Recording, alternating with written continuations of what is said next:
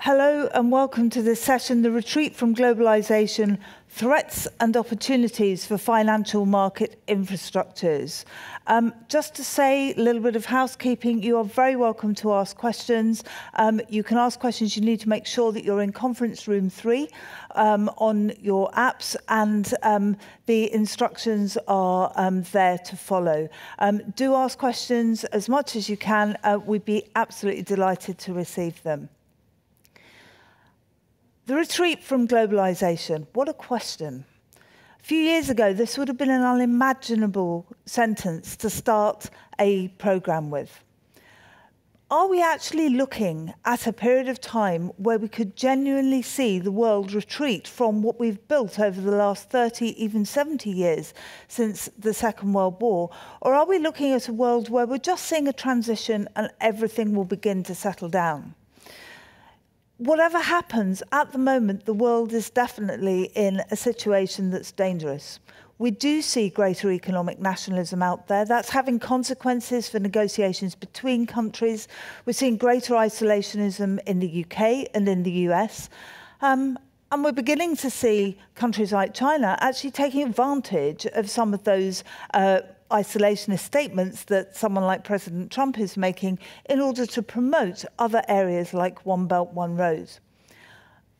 That's a very broad overview, but whatever happens, this has consequences for the regulatory structures that we see, the way in which money crosses borders on a day-by-day basis, and the whole financial architecture that's based on the technologies that evolved over the last 30, 50 years, based on the way in which we interact, and of course, based on regulatory structures as well. I am absolutely delighted to welcome onto this panel a panel of giants. I walk on the shoulders of giants here. May I introduce, first of all, Mark Austin, who is the Chief Executive Officer of ASIFMA. Then we have, Then we have Alan Marquardt, who's Chief Strategy and Development Officer of CLS. And then we have Paul Simons, who is the Head of Government Relations at Euroclear. And then finally, Mark Vetchin, who is the Managing Director, Head of Global Public Policy at DTCC.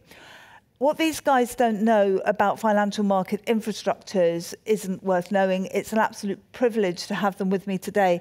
And Paul, I'm going to start with you, if I may. To what extent does greater protectionism really affect financial market infrastructures? Are we seeing a difference, and what are the long-term consequences? Well, thanks, Rebecca, and welcome, everyone. I thought I'd start with a sort of misquoting Mark Twain to say that the rumours of the death of globalisation have probably been greatly exaggerated, although actually it's pretty unwell. And I think when you look at the statistics, global capital flows have declined by 60, 70% since 2007. I think what's really changed is not so much the retreat from globalisation as the fact that the epicenter of the big supporters of globalisation has changed. It's moved from Europe and the US to Asia and more developing economies who actually continue to remain incredibly well connected.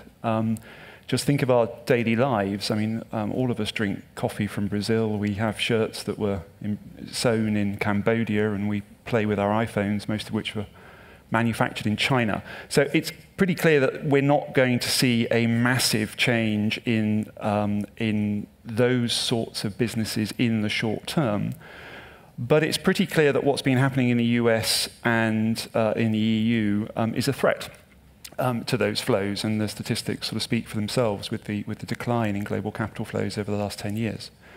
I think if I look at it very parochially, and I look at Europe and particularly the likelihood, certainty that the UK will walk away from the European Union with or without a decent trade deal attached, I think that actually injects a new concern into the globalization sort of questions. People talk about freedom of movement of goods and services and how those might be threatened. I think what's happened in Europe with the Brexit debate is you've thrown freedom of mobility of labour into the equation as well. And if you start restricting the movements of people in what was once a single European market of sort of 300 million people, you're inevitably going to have consequences on trade and on manufacturing. And I think there are 2 points that I wanted to make before closing, really, is the fact that I think if I look at the EU, what's happened is it's had consequences, the Brexit debate has had consequences on one third country in particular, Ireland, but also on the EU itself. And if we look at Ireland, Ireland, until 1922, was part of the United Kingdom. Its laws, its systems, its manufacturing is completely integrated with the UK, and yet Ireland will remain part of the EU when the UK decides to leave in March 2019 or at a date thereafter. Now, if you look at Ireland's trade balances and trade flows, about 30% of imports into Ireland are from the UK, and nearly 50% of their exports are to the UK. And at the moment, those exports move freely, without tariff, without hindrance. And if that was to be replaced by WTO tariffs, it is clearly going to have almost an existential threat to a third country's economy, which was an entirely independent observer to the Brexit discussions. Nothing it could do about what the UK decided to do in relation to its relations with Europe. That's the negative side. I mean, I think Ireland has some real challenges that it needs to address, and it's why actually the European Commission it has put Ireland at the very top of its agenda, wanting to ensure that the trade and the border with Northern Ireland remains efficient and effective. But it's also had a rather positive effect on the European Union itself. 5, 6 years ago, the UK would stand on the borders of Europe, watching what was going on, thinking that Europe was dissolving into chaos and fraction and fragmentation. Now, as a result of Brexit, the EU has become a much more integrated economic unit. I mean, there is really a renewed enthusiasm for delivering a capital markets union that's meaningful. There's renewed enthusiasm for the regulators to try and harmonize practices and standards and create single regulatory processes for the EU. And there's a real demand and desire to create a capital market that can compete effectively with London. Most of the finance in Europe is raised in London, and when London's outside of the EU, they need a replacement. So I think there are some advantages when you look at the EU of what's happened in the EU to the threat of globalization, and because they've actually become a far more integrated economy, and there's been a great deal of catalyst there from the Brexit process. So I'm sort of slightly ambivalent about it. I think there are real challenges. We have challenges as an infrastructure in Ireland. We're going to have to redo our systems in order to be able to serve Ireland post-Brexit. So there's a real direct challenge to Euroclear and to the Irish securities markets. But I also see some positive benefits of places like the European Union really beginning to develop and create a single capital market that can compete with the US. So maybe I could push you a little bit on that last point. I mean, if it is possible for Europe to develop a capital market that's equivalent to the US, how quickly can that happen? How quickly, and what are the consequences for the UK or a country like Ireland if Europe does go down that road? Well, I think it's an extremely difficult question. I think the European Union is clearly committed to developing Paris, Frankfurt, Madrid, or other areas, or even Dublin as a financial centre to compete with the UK. No one really wants all of its capital raising to take place outside of the economic and regulatory control of a particular country. So I think there's a real momentum there. How quickly it will happen is another matter. I mean, what's happening with the banks at the moment is that it's the Brexit challenges for the banks. Many people in the audience with better knowledge of this than me. But what's happening with the banks is they're basically moving the front office processes in order to be able to continue to serve European clients out of the EU. It's structural, but it's not moving the entire business flows. It's not moving all of the front office people. It's a recontracting exercise at the moment. That may change over time, and people may move businesses wholesale out of the EU. And you've seen as well, the EU is very keen to get certain processes happening within a particular currency zone. So we've seen the euro clearing debate, where the European Union, the European Central Bank, rightly or wrongly, wants to have euro clearing business taking place not in London through LCH and SwapClear, but within the currency zone. So there are various moves in order to mandatorily move business out of the UK into the EU. So it's a threat, but I think it's going to take an extremely long time to materialise. So I have to ask this question. What's going to happen to London? You're asking someone who's extremely biased in the answer that he's likely to give. Well, my secondary question is it possible to be neutral in this space? I think London is the foremost financial centre along with New York, and will remain so for a considerable period of time. Much of the success of London is based on the services that London has, not just financial services, but the legal and accountancy professions. I think the city generates 11–12% of GDP, a lot more if you include all the accountancy services, etc. That is quite a large amount of business to be able to migrate elsewhere quickly. So I think it's a threat. I think it's one that we're well aware of in London. And I think one of the key issues to address is not so much what business is done in London, but the law under which it's done. And a lot of the business has centred in London over the last 100 years because financial services tend to use in Europe UK law. I think the big question we have to ask is whether that changes over the next 10 years as business migrates into the EU. So maybe I could pick up on that. Changes in laws, changes in regulatory structures, and changes in political rhetoric, Mark. To what extent are we looking at an environment now where the rhetoric is just noise and businesses are just getting on with it? And banks and financial services organisations and infrastructures are just adapting.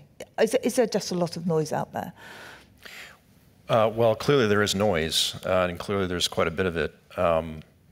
I do think that the basic premise of your question is accurate. There's more noise than there is fundamental shifts in policy. If I could just agree with Paul, I think what we're seeing here is not really much of a retreat of globalization. It's really a reconsideration of the rules around international trade and international arrangements between countries. And I think in the financial services space, it's even more muted from a US point of view. If you look at two things in particular, one would be the appointments made by President Trump since he took office in the financial services space. You have people like Secretary Mnuchin, Gary Cohn at the NEC, Chris Giancarlo at the CFTC, Jay Clayton at the SEC, Randall Kors was just confirmed a week or two ago at the Federal Reserve Board. These are all self-professed internationalists, basically. The other bit of evidence that you can look at is the Treasury Department just released a report a few weeks ago focusing on capital markets. And there's a lot of interesting things that were said in there, a lot of recommendations made. None of them were terribly dramatic, I wouldn't say. But the one bit of recommendation had to do with the international standard setters. And the recommendation there was perhaps surprising to a lot of people in light of the rhetoric of the campaign. And the recommendation from the Treasury Department was all of the agencies, the prudential supervisors and the market regulators, the recommendation is that they continue engaging with these really important entities like Basel, IOSCO, and the FSB. And the only thing that was mentioned there that isn't even anything new or novel was the U.S. has to remain engaged in those entities. It has to show leadership. But there's an important piece of what needs to happen next after the work of those entities is done, and that is the work of implementation at the national level. So you could argue that maybe that's a little bit of a nuance, but nonetheless has the whiff of nationalism. I don't think so, personally. It's just reiterating the importance of every nation involved in those and engaged in those entities has their own interests at home that need to be accounted for, and there needs to be a process that allows people at home, in the home countries, to have a say in the policy making when it's implemented in the United States. There's one other example too that might be interesting to the audience that I think shows the commitment of the United States to remain a leader in the financial services space internationally. The US CFTC licensed the first clearinghouse and swap execution facility devoted entirely to cryptocurrency.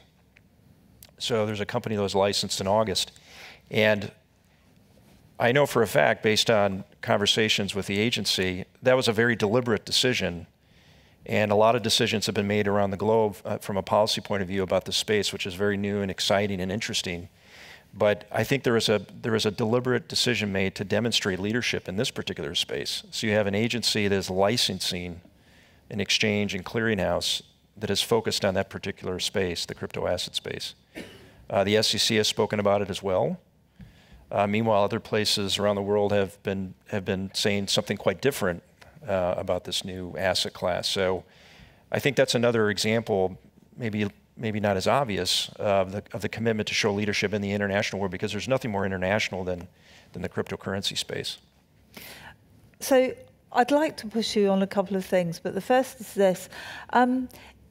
If you look at the political rhetoric and the danger of Donald Trump waking up at 3 o'clock in the morning and saying, actually, I'm pulling everyone out of global financial systems, are we over-interpreting policy by Twitter? Are we actually likely to see the triumph of the globalists? And goodness me, everybody hopes that we do. The globalist advisors and actually the generals as well.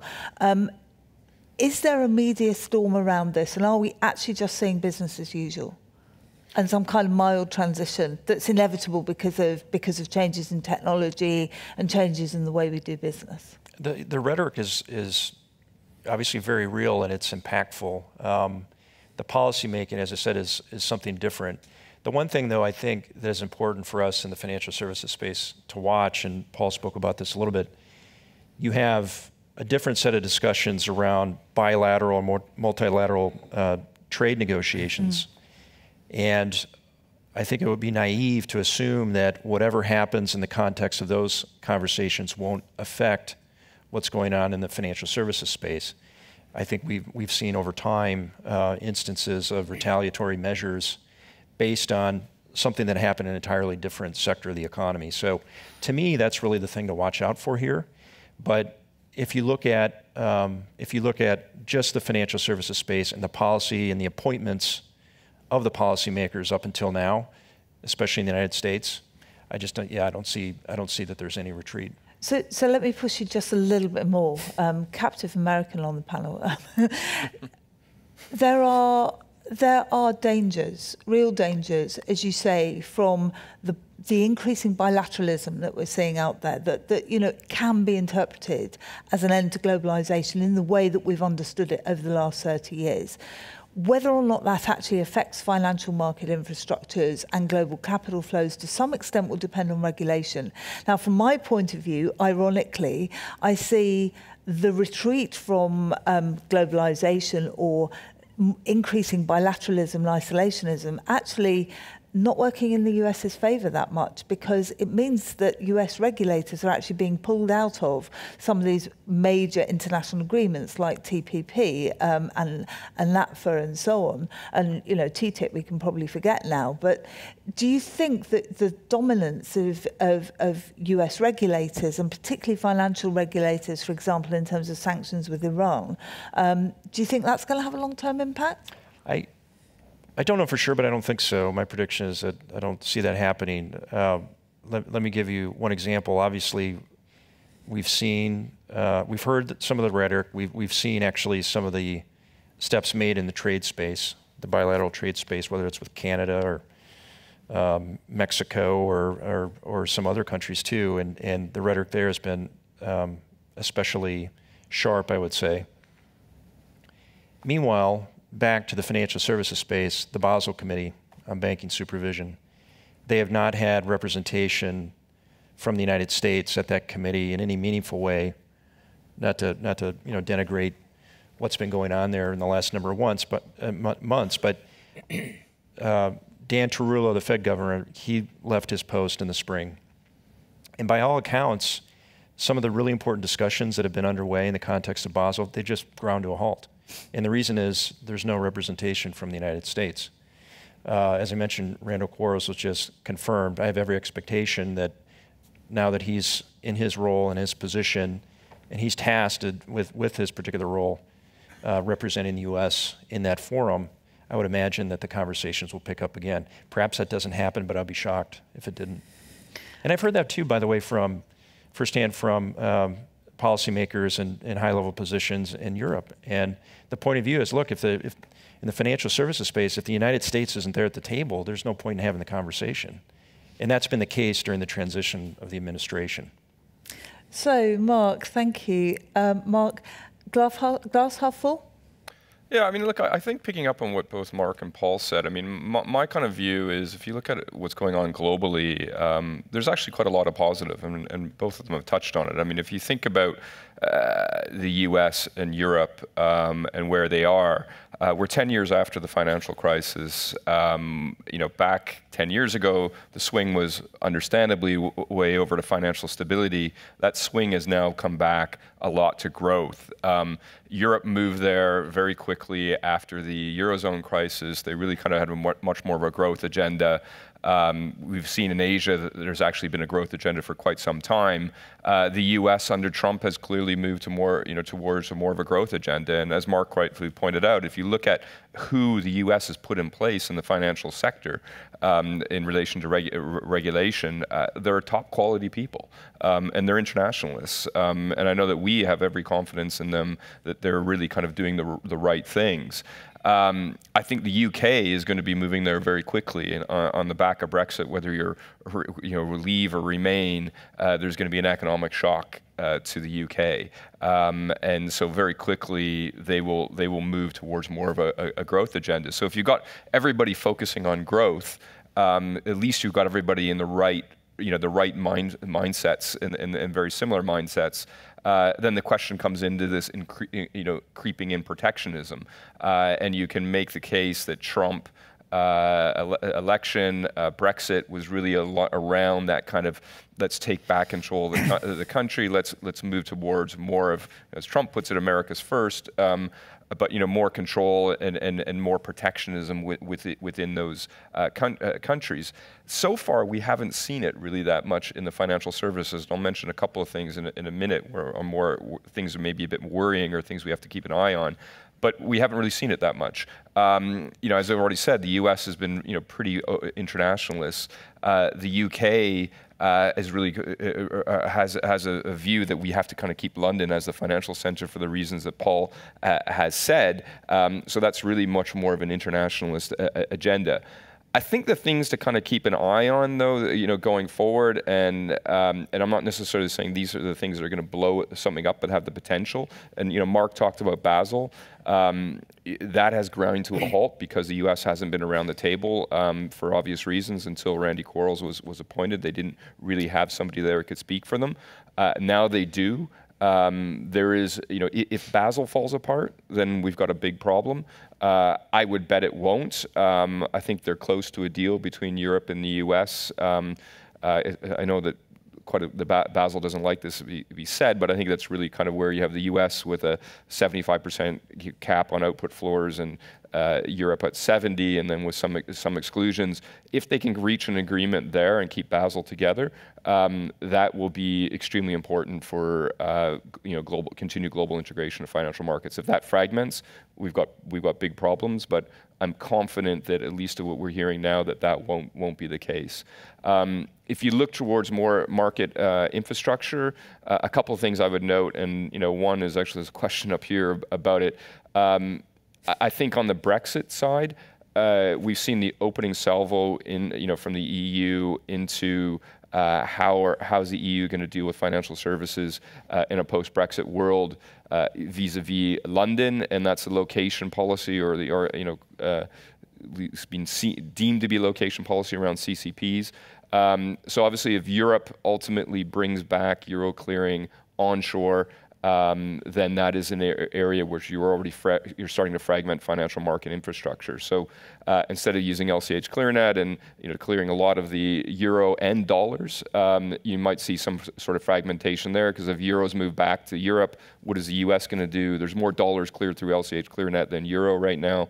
Will the U.S. take a more aggressive policy? We'll have to see. At this point, they're not. But how does that work out, or how do you work out with a tripartite sort of oversight of some an entity like LCH ClearNet? So if that starts to fragment, what does that mean for the rest of the world? And that kind of brings in the China example, which you mentioned off the top of your head. I mean, I'm based in Hong Kong. It's clear that China, as the second largest economy in the world and continually growing, has a policy to develop its own market infrastructure in many different forms, not just in the financial sector, and really export that as much as they possibly can. So in a world where you're starting to see potentially fragmentation, it does allow the opportunity for China to assert itself more in the financial market space. And as in, you already mentioned One Belt and One Road. It's a major policy of the government, major policy of President Xi. I mean, we're skeptical of it in some ways about how effective it can be. But really, it's going to be something that China has been pushing and will continue to push, going forward. And happy to take more questions on that in the future. The other aspect, I think, to that is, which is not talked about a lot, is Hong Kong is, with Singapore, the dominant financial center in Asia, increasingly becoming under influence by China.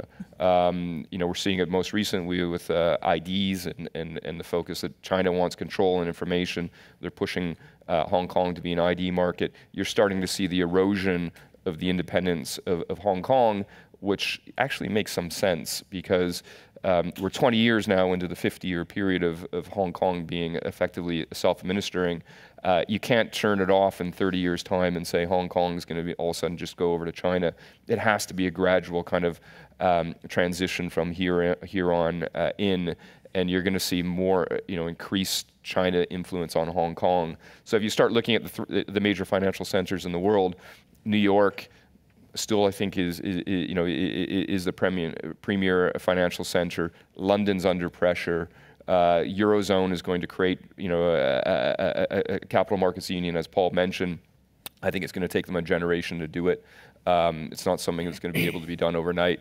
Asia's, sort of becoming under the more influence of China. Hong Kong's independence is eroding. You still got Singapore, but Singapore is one country, very small, 33 million people in a sea of ASEAN. So there's a potential there for fragmentation going forward.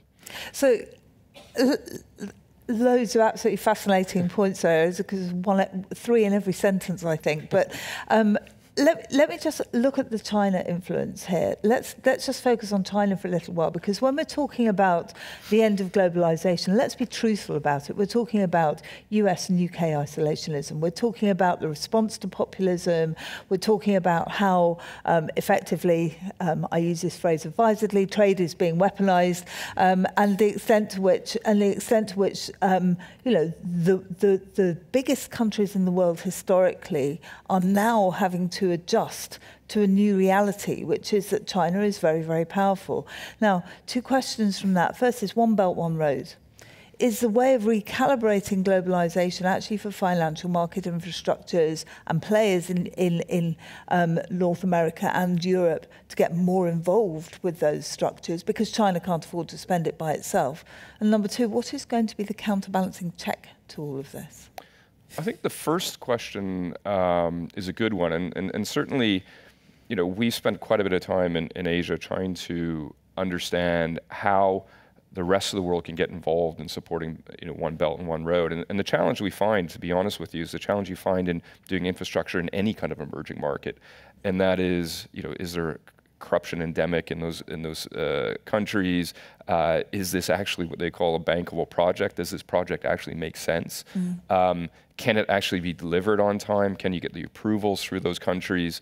And these are the things that China is actually starting to find out now, is that on paper, it all makes sense. Let's build this Belt and Road and all this infrastructure all the way across Asia into Europe, and we will, and we have the economic might to kind of put into that. And this is exporting our kind of political power, and also, for China's point of view, using up some of their excess capacity in steel, et cetera, that they have. The reality is that they don't want to be developing white elephants any more than we do.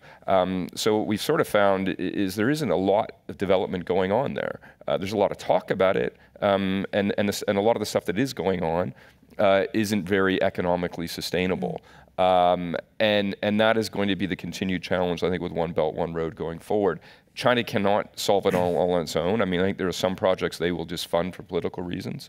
But the projects where they want to bring in money from the outside, there's real challenges, which I mentioned. And another challenge is just the FX risk. How do you actually deal with FX risk? Do you fund these projects in renminbi, which still the capital markets are very underdeveloped? Do you fund them in US dollars and bring along all the risks that you have with that? You're setting yourself up again for something we had in the 90s, the Asian financial crisis, where everybody was borrowing in dollars and then currencies fell and they couldn't pay back. So or big do you challenges. fund them in euros? Because actually Germany and German strength and in infrastructure development and so on is actually likely to make the euro stronger. But as we've seen, the euro market isn't as liquid as the dollar market and capital markets, and probably is taking one major step back with the UK leaving Brexit. So I don't think anytime soon you're going to have a deep liquid euro market in Asia to fund these projects. Thank you. So picking up on that point about regulation and fragmentation, and I know you have some anxieties about this, and how are we likely to see regulation move in the future? How is it likely to change? Is the transition process that we're going through right now likely to end up leaving a lasting damage, or leaving a lasting impact anyway, on regulatory structures? So I'm going to start off with agreeing with all the best bits of what they said, because there was a lot of wisdom scattered about what was said, and I don't think the question is ultimately as simple as, is globalization just for now or is it lasting? For me, it's about globalization at some level will continue. I don't think a world turns back from connectedness completely. But at any point in that graph, where are you? And for how long will you stay there? So we're definitely, in terms of the rhetoric, at a low point. The question is, underneath all of that, what is the rhetoric doing? And for me, I sort of think of it, will cooperation continue at some level? Yes, the cogs will turn, but how much sand is being poured into them? And in terms of lasting damage, what does that mean in terms of missed opportunity? Opportunities to collaborate, cooperate, improve the world, they happen at points of time. You can't just say, well, we're in a tough spot now, so let's set capital policies in 3 years' time when we're all getting on a bit better. It just doesn't work like that. So I think there's a lot of sand in the cogs at the moment. Most infrastructures, bringing it back to that question, are about systemic risk. And that is, by definition, about connection. And the way that you solve problems of connection are through cooperation. It's almost kind of self-defining. And we certainly are seeing effects on that cooperation. And some of that might not be at the level of the BCBS and the things that are in the headlines, but there are cooperation stories that you see at a working level in infrastructure all the time.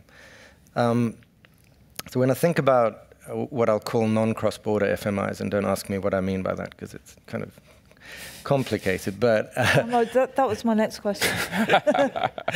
But when I think about that, I mean, a lack of cooperation has obvious consequences, and a few people have touched on them. The question of the location policy on CCP, what starts happening to recognition. I heard a couple of people mention Christian Carlo. Last month, I heard him speaking at an event, and he was sort of begging the European Union not to throw out recognition, 40 years of good history between Europe and the US in the name of solving a euro clearing problem with the UK. So there really are consequences like that, and I think Mark referred to indirectly to the sort of fragmentation of liquidity that happens if you start having, whether it's CCPs or other infrastructures, starting to focus on their little national patch. So that's obviously a bad thing. The thing I wanted to talk about mostly, and it's a little parochial, but forgive me, but it relates to infrastructures like CLS that are by their nature cross-border and rely on cooperation. And if you'll forgive me talking about CLS just for a minute, because my comments won't make sense if you don't know what we do. So we settle the world's large payment FX every day in 18 currencies. And when we talk about what we do, that we settle 5 to 10 trillion a day, everybody says that's really impressive. But the secret sauce of CLS was when it was created 15 years ago, the global regulators got together and drove a mandate. And so we are located, the bank is located in New York, but we're under English law. There's a college of 22 central banks. It's a really fuzzy, cozy story of how to get on and solve a problem. When you start talking about regulators not getting on and driving national agendas, that goes right to the heart of the ability of an FMI to function cross-border. And so if I fast forward to 2017, for us, I'm going to be bold and candid enough to say that I feel that playing out in a number of examples. And I'll give you a couple at a high level. So the one is that some of the legal protections in the system happen under English law, and post-Brexit, the European participants in the system are at risk of not having that legal protection anymore. There are quick and easy ways to fix that through amending European directives. In this environment, is that going to get done? Just not a chance. And so the process becomes, A, slightly dangerous, that you don't solve it, and the alternative ways of solving it are really difficult and involve going nation to nation and all of that. Another example I'll give you is that we're looking at creating utility not for FX settlement but for cross-border payments. That would involve setting up a similar kind of structure. When I look at trying to do that in this environment, going to different central banks and saying, how about you make concessions and, think about account access in the name of having something central for everybody? It's just not the same environment as when the FX settlement system was created. It's definitely going to be really difficult to get that done. And then the last piece of it I'll mention is that you can imagine being overseen by 22 central banks. That's great fun, of course. But that only really works because there's a lead regulator in the Fed who does the actual supervision, because can you imagine? But one other designating authority of another country has now started exercising a level of supervision independently. And I don't want to plant any ideas in the heads of any of the other central banks that may be around, but you can imagine a couple of others do that. The whole global cooperative model just falls apart. And so, I'll stop here. It's quite clear at a high level what this could mean. But I thought it's really important to illustrate that on the ground, it is already, at least for us, showing cracks. So we are actually driving towards some kind of financial meltdown because people can't talk to each other anymore. There are a couple of things that come from that, honestly. Are we are we in a situation where, quite rightly, I mean, let's be honest about it, through the whole process of globalisation, we weren't talking about people subsuming, countries subsuming their national interests. Countries have always promoted their national interests, but done it on a multilateral basis. So the difference with what we're seeing now, and it's an important difference, is that the national interest is first rather than the principle of cooperation and multilateral agreement. Is that correct? And is that how we interpret effectively what you're saying? I think that's absolutely correct, because you know, as much as the original cooperation in us or in anything else that's been done in financial markets, you know, is for the common good. You're quite right. No one did it for everybody else's common good. I mean, everybody's in there to find a standard that works best for them, but that's what negotiation is about. And within that process, you make some concession, understanding that having global infrastructure or global standards benefits every single country.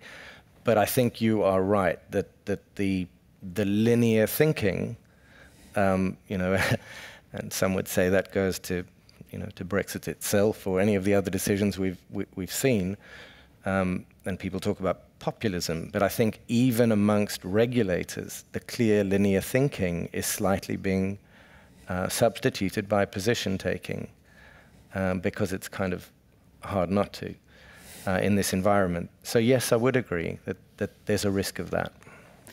So in fact, I mean, maybe I could broaden this out a little bit to the whole panel, because we're beginning to get into some very interesting questions around how behaviours are actually being affected. Financial integration or disintegration is being affected by the rhetoric around our leaders, and to some extent that has come on the back of populism, which has come on the back of, and there's a question here that is being asked by the audience, but it's also one that I wanted to ask. The retreat from globalisation seems to stem from a loss of popular support for it. How do we sell the benefits of globalisation to voters? Now, we're all in financial markets. We're the enemy, aren't we? But that isn't that the word that's important? If you look at what our Chancellor of the Exchequer said last week, the UK Chancellor of the Exchequer said last week, our enemies across the table. So Theresa May is in Brussels today trying to strike deals, or she may be pushed to walk out.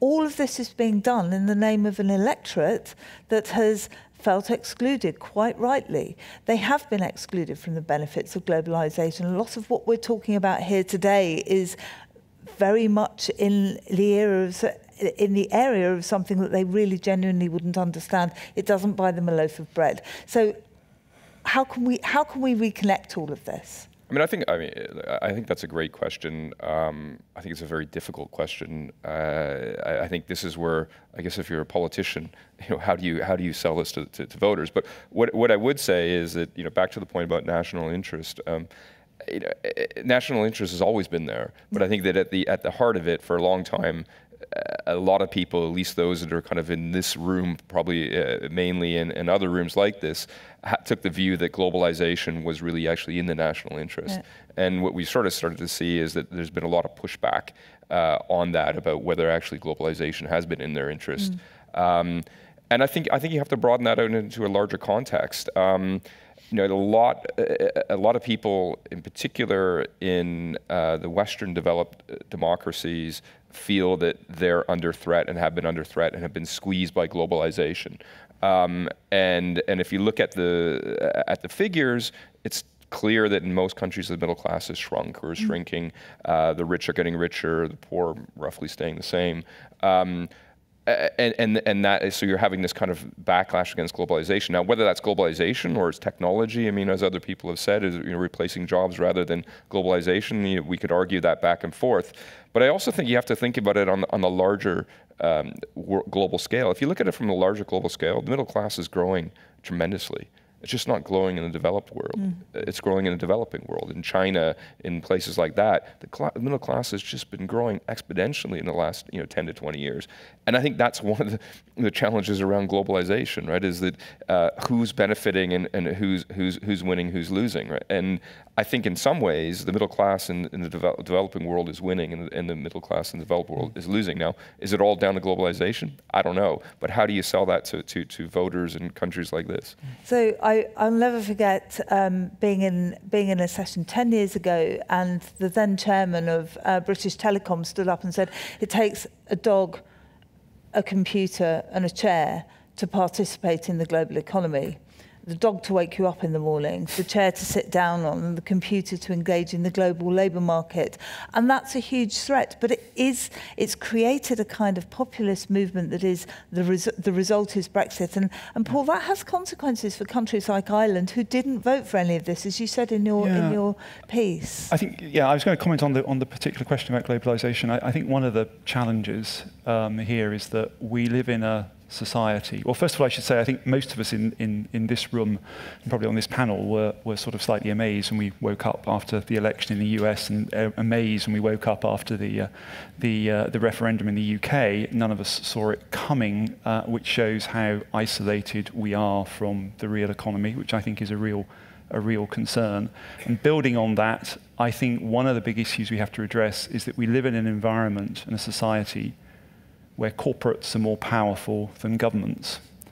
And if you think of the power of Amazon, of Microsoft, of Google, of Uber, et cetera, and I think when you combine that with the question of business ethics and whether the corporates have been seen to be doing their fair share for society, be that paying the right taxes in the right location or treating their employees with the right respect, whatever it is, I think part of this vote was against this concern that the corporates, which of course the electorate all love, by the way, everyone uses Google and uses Amazon Prime and has an Apple phone, but there's clearly a concern here that the balance of power has shifted considerably over the last 10 years, and we need to redress that.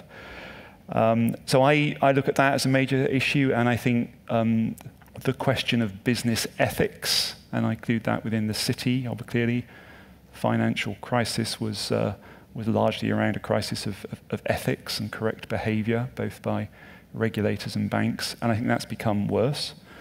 And how we re-engage is difficult because the electorates who voted for this clearly felt that they could not be worse off than they are today. It was worth a punt. Things might improve.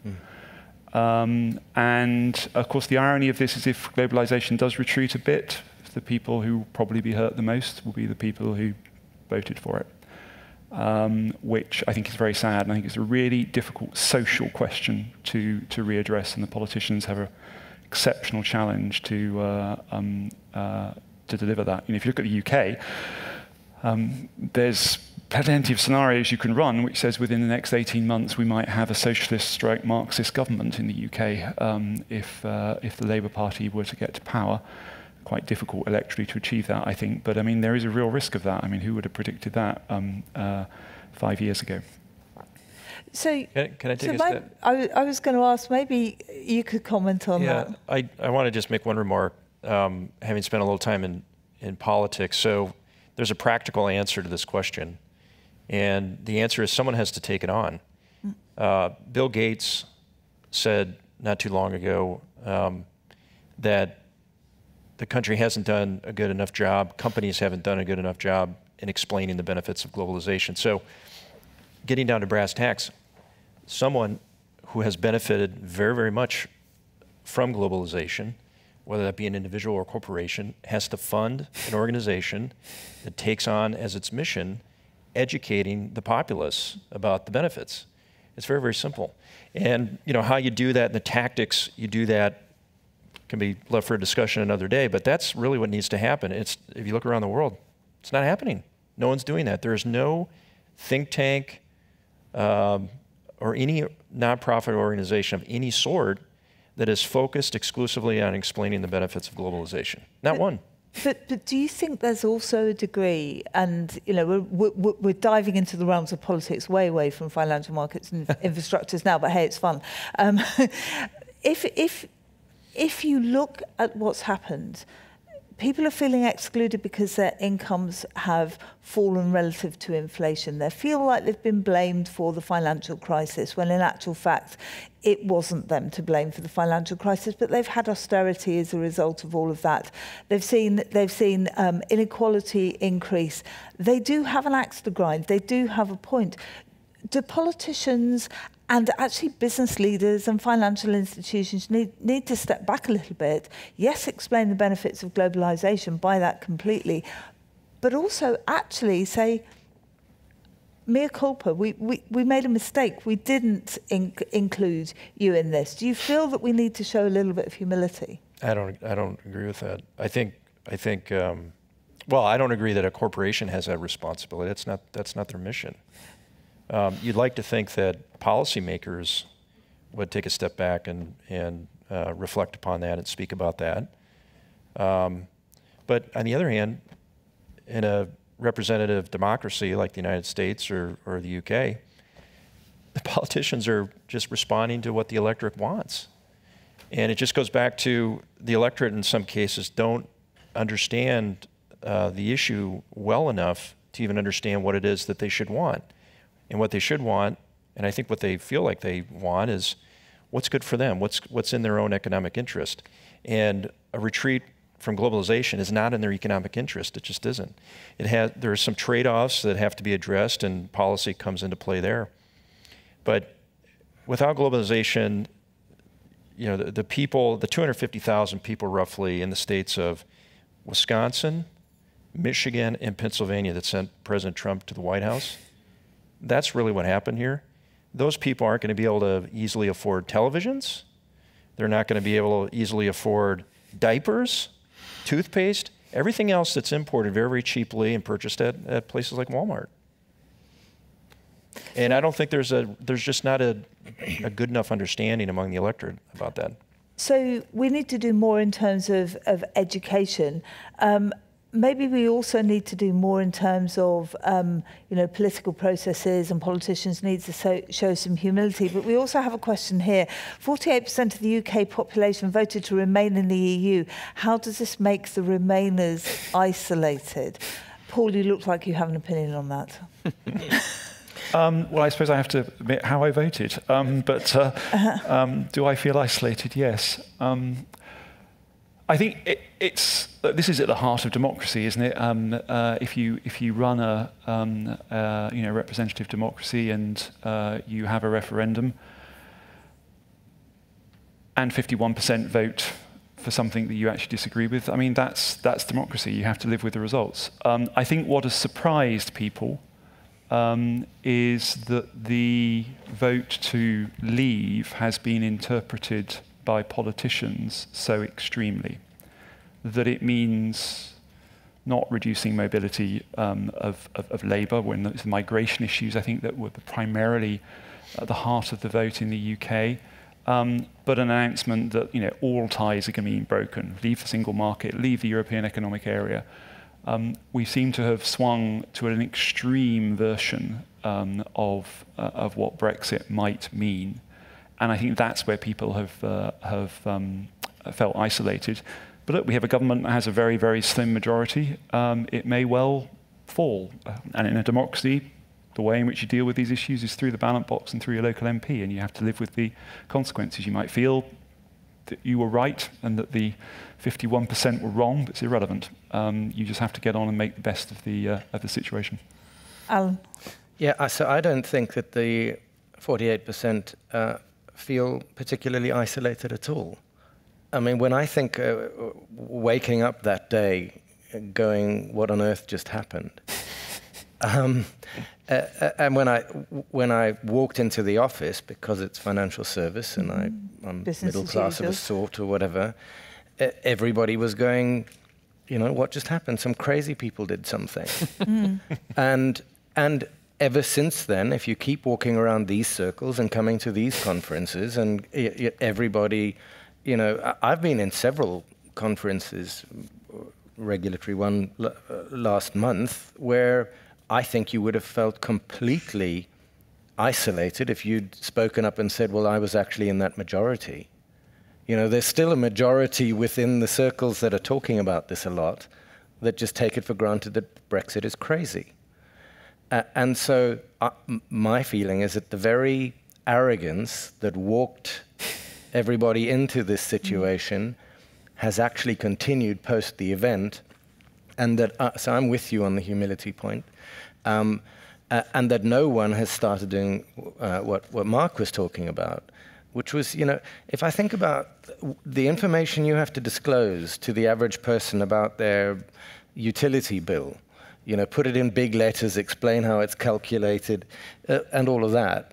But around the most important decision that would affect people's life, none of that clarity of information required at all. People expected to understand, you know, something quite far beyond the basics of economics. How does globalization work? All of that stuff. We just assume people have all the information, and I don't think so. So I think people are just clubbing together, feeling very joined up about thinking it's crazy.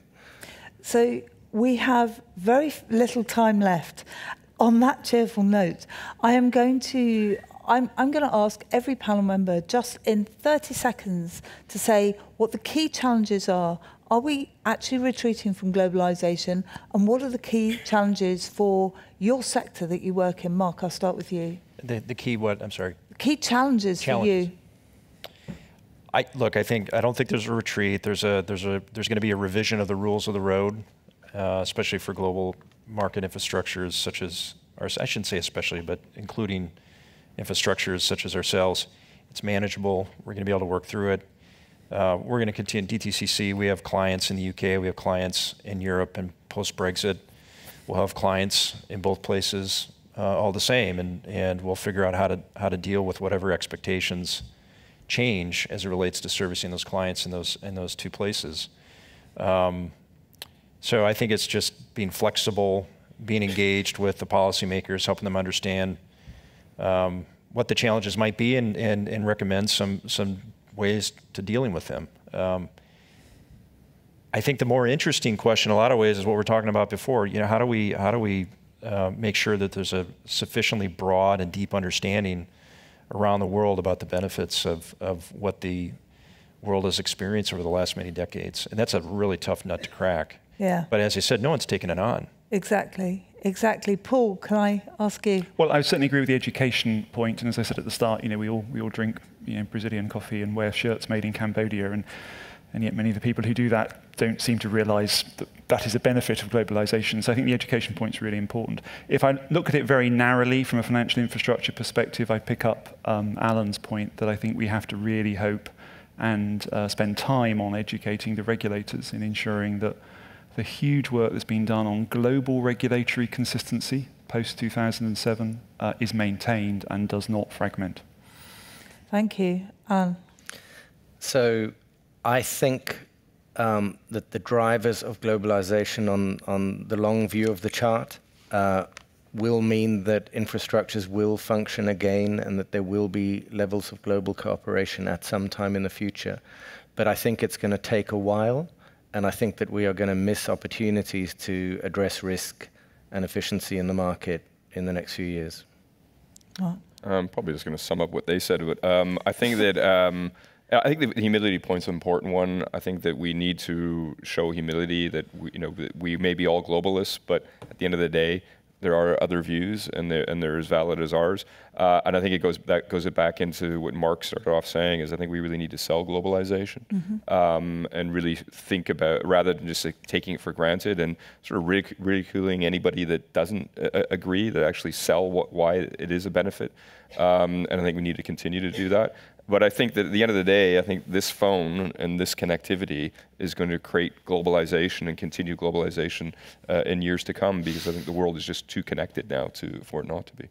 Thank you very much indeed. And thank you to my panel. If I could just summarise by saying, we're at a turning point. We are at an inflection, and I think that's fair to say. We have a situation where we could go down one road, economic nationalism. We're already beginning to see some of that appearing in the behaviours, as we've seen on the panel this morning. And that is potentially extremely damaging. But let's end on an upbeat note that actually everyone on the panel, and myself included, feel that globalisation is actually part of everything that we do. And it's important now to explain and be humble about why that's important. So thank you very, very much for being in the audience. Thank you very much for listening if you're watching on Cybos TV. And thank you very much to my panel, Mark, Paul, Alan, Mark. It's been a real privilege. Thank you.